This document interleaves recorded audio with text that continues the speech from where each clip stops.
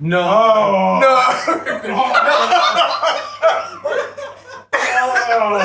Oh my The god. third one I thought was the biggest difference. This one I was 100% confident. I was absolutely. I'm like, oh, that one's easy.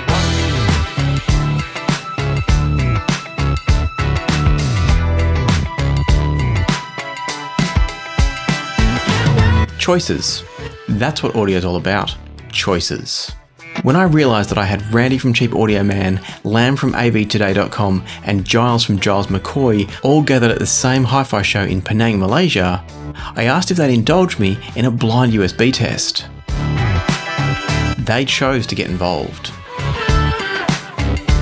We were fortunate enough to have Anwar from AA Audio at the show. He's a local Malaysian manufacturer of USB cables and audio servers and streamers, and Anwar kindly chose to let us use his $600 odd US-ish cable. It's not been released yet, but he lent us that cable to put up against a $5 generic USB printer cable. And so the setup was this. We had whatever USB cable was going to be used at the time plugged into the back of an AA Audio music server / streamer that was fitting into a high-end Marantz SHCD player to use its DAC. And from there we were fitting out to a quality preamp, power amp and some focal speakers. I didn't take note of what they were, I didn't think it mattered too much, it was a high-end system, that's all that really mattered to us. Now of course it's important for you to know that only Anwar could see what was going on throughout this test. It was a truly blind test to us. We either closed our eyes or turned around whenever Anwar was making the changes, and we made sure that he always unplugged and replugged a cable in even if he didn't switch it. So we couldn't tell by hearing and we couldn't see what was going on. And so then came the tricky choices. We had to think about which tracks do we use. Do we use the same track every single time? We then have to think about where we sit. Do we change seats every now and again, or do we stay in the same seats? How many rounds do we do? How long is each round? There were lots of different choices to make. Once again, choices. And early on, it all seemed to be going quite well. I think the key takeaway from this is, did we hear a difference? Yes. So it doesn't matter what the difference was, did we hear a difference? To me, the upper end came a bit more lively, a bit more extended. The piano had a bit more life to it, and I felt like there was a bit more texture in the double bass notes. Between the two cables, I think the second cable is better. The piano sounded much better in the second cable. It sounded identical to me. I thought the second cable was slightly darker, had less air. I got nothing different. The third cable, it was a bit brighter, a bit more air. Okay, this time I thought the second one had a fuller bass. I'm thinking it was the same cable twice. I think this time we went from the AA Audio SIG cable to the generic cable, for want of a better word. I think that was the same cable. No difference to me. I may be wrong, but I think the cables will not change. Okay, so again, listened, checked for all the things, and I couldn't discern anything.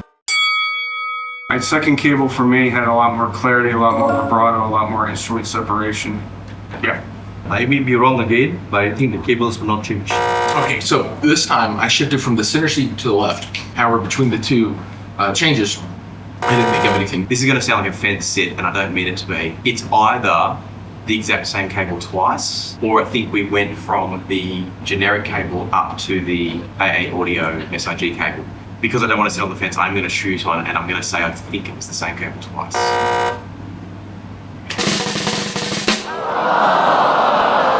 But Anwar had made a choice that we didn't know about.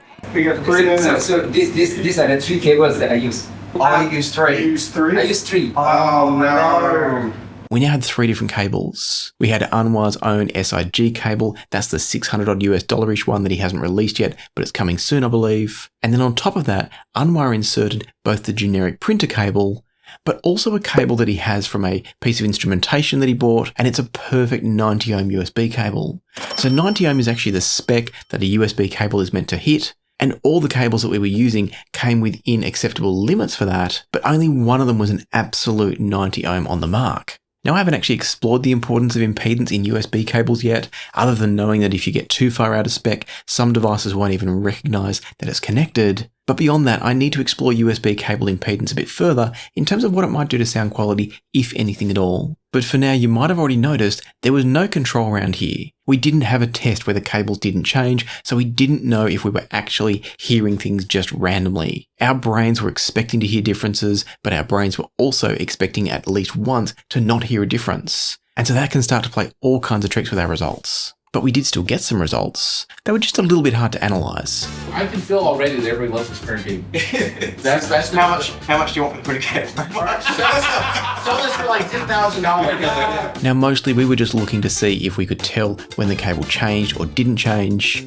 But if we start looking at preferences, here's how they play out. Keeping in mind the data is extremely limited, I seem to prefer Anwar's own SIG cable, Lam preferred the $5 printer cable, Giles felt they all sounded the same, and Randy seemed to have a preference for the absolute 90 ohm cable, the instrument cable you could call it. But as we've seen, this test was already a mess, and so it was time for another choice. We chose to come back and try again later in the show. And so we chose more tracks, we chose just 2 cables, we chose a different DAC because Anwar thought it would be better for the test, we chose our seats and this time we stayed in them, and I have to say that not all of these choices were good ones. This is a hard one. I don't know if it's just me trying to hear a difference. Maybe I heard a difference this time. Maybe the second cable I liked a little bit better than the first. I think the first cable had better imaging. I felt like the triangle was more easily apparent in 3D space. Frankly, I could not get any difference. So it's late in the day, I'm tired, but I'm pretty sure the first cable, pretty sure there was a difference. Alright, so for this round, sound quality, I couldn't tell any difference. Although it felt like number 2 was louder a little bit, although it doesn't make any sense. So maybe my ears are playing tricks on me. On this track, I prefer the second cable. We were all finding it more difficult on this second attempt, and most of us had put it down initially to being tired. But then I realised what was actually going on. I just realised when I went out there before, Anwar, I think because we're going from USB into the optical, we're actually isolating the DAC from the USB cable. You see, the better DAC that Anwar had suggested is an MSB DAC that uses an optical isolator. And so we're plugging the USB cable into the music server, streamer, and then into a little isolator box before it goes optical into the DAC. So what that means is it's going to isolate any kind of noise that the cables might be picking up. It's going to prevent that from getting into the DAC, and that could actually make the effects of the USB cables far less obvious to find. So we spoke about it. Anwar was convinced that that was the more transparent DAC, even with the isolator in place, and so we chose to carry on. I thought the second cable had more air. There we go. I think it was different, and I think the second cable was a little tiny bit smoother. Right, it felt like one was louder. Sound quality, can't really tell. On this track, I prefer the second cable. Alright, second cable, way more laid back, a lot less clarity. That was not even close. No doubt about it for me, the second cable had more body, more weight, more oomph. Alright. It was the same. Fourth pair, I thought the second cable was more laid back, less clear. Again, I prefer the second cable. I thought there was a bit more kill to it and a bit more punch to the music.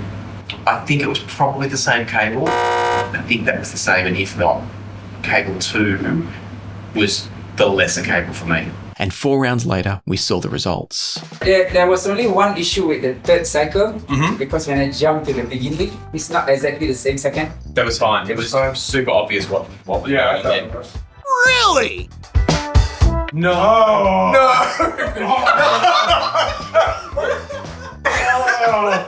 Oh my The god. third one I thought was the biggest difference. I thought because of the starting location, I suspect it was things like that. This one I was 100% confident on. I was absolutely. I'm like, oh, that one's easy. Why would the other one so?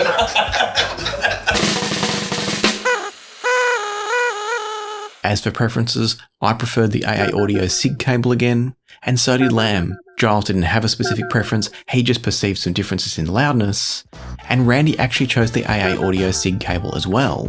Now again, this data doesn't mean a huge amount, it's a bit of a mess, but I thought that was kind of interesting. I mean, these are all very small samples, and what this test really told us is that it's either all in our heads, or the test setup that we're using makes for really unreliable data. This was a blast, we had a lot of fun doing it, as you can probably see, and it's something I'd love to do again and will do again. For now though, I choose to still favour extended listening to USB cables over these short AB tests, and I also choose to continue exploring USB cables, the impact they may or may not have on sound, the various other accessories too. That's my choice to keep exploring them.